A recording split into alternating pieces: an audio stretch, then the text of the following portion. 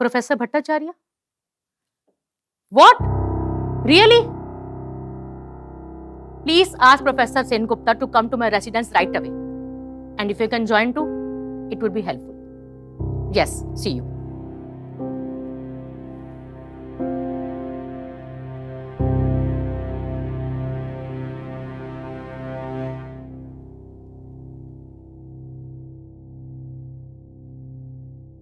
Mr. Sengupta, you must be wondering why I had to call you to my residence on a Sunday. Ma'am, I'm sure it must be something urgent. You must have read today's news online. No, ma'am. I was busy grading the exam papers. Mrs. Bhattacharya, would you please read out the news today regarding our university, which has been reported today? The newly hired biology professor in one of the most esteemed universities in Kolkata has been trying to make radical changes. Professor Sen Gupta, aged only 25, has begun a campaign in the university to make the college canteen fully vegan. I had only given you the permission to talk about veganism to those curious about it. No permission was given to make any changes in our university. But ma'am, you've been a psychology professor earlier and you understand emotions, pain, anxiety and fear and that other animals also feel these things.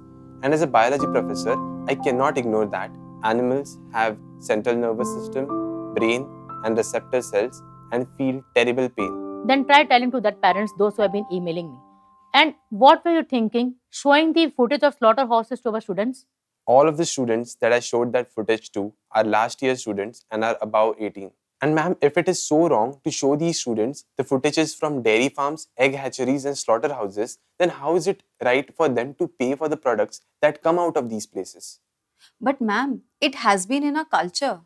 Mrs. Bhattacharya, do you support slavery? What? What about caste system or sati? Mr. Sen Gupta, are you serious? We are living in 2025. Caste discrimination, sati system have no place here. Exactly. History has shown us over and over again that just because something is part of some culture does not make it automatically correct. Mr. Sengupta, I think you don't understand the consequences of the changes you want. You are inviting many protests on campus. But ma'am, our role as teachers is to make students aware, empathetic and to instill values in them and to help them become a more rational and compassionate individual. And what can be more compassionate than standing for what's right? Don't you agree, Professor Bhattacharya? What's right about this? Are you teaching students to be rebels? And how are we going to maintain balance if everyone goes vegan? Ma'am, what balance are we talking about? I don't think so. Before humans came into existence, animals were overpopulating. Currently, we humans artificially breed and slaughter nearly 80 billion land animals every year. And in addition to that, we also kill nearly 3 trillion marine animals each year. If everyone goes plant-based, then deforestation will increase. That is absolutely false. Many researchers have shown that we have enough land to feed the entire human population on a plant-based food system. Not sure how convincing this animal cruelty angle will be. Ma'am, I can't dwell into the environment and health benefits of a plant-based diet, but I feel the pain and the suffering that these animals endure in these industries must be enough reason for someone to go vegan. Mr. Sen Gupta, I have a question for you. Why do we have canine teeth?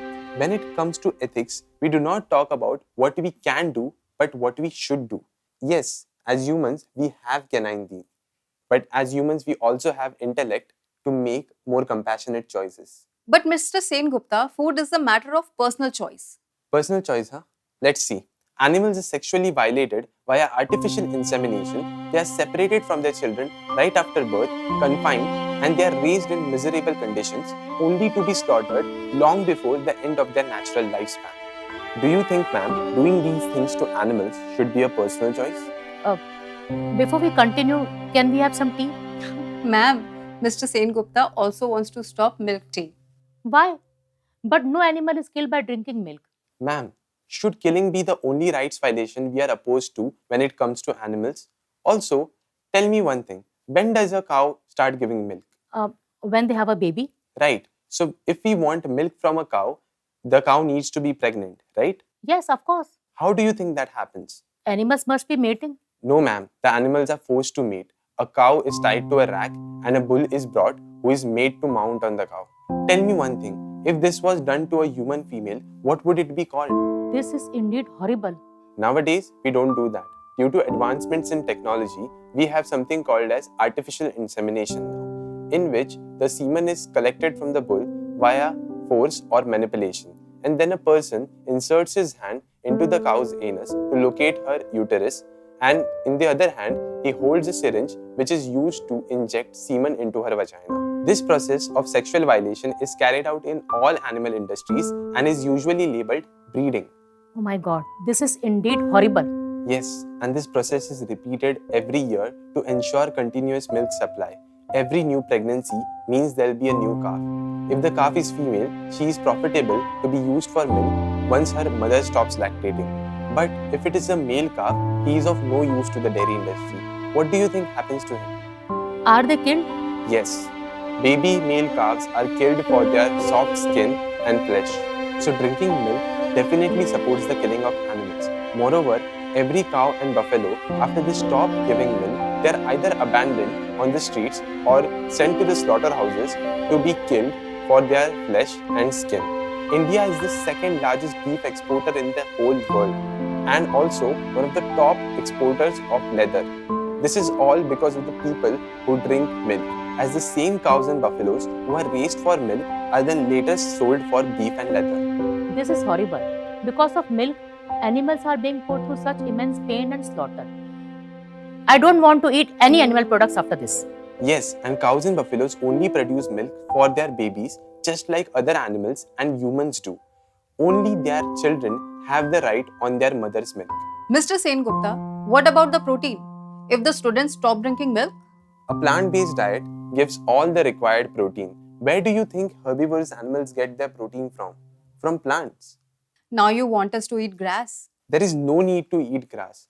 There are a lot of plant-based protein-rich sources like tofu, chana, rajma, dal, soya chunks, etc., which can be easily integrated into our canteen menu. So we don't need to consume milk or any other animal product for protein. I would even go on to say that we don't need to use animals for food, clothing, transportation, entertainment, or any other purposes. I think Mr. Sen Gupta doesn't understand the consequences here. I beg to differ. It's about time we think about our relationship with animals and change it from being about domination and exploitation to caregivers and protectors.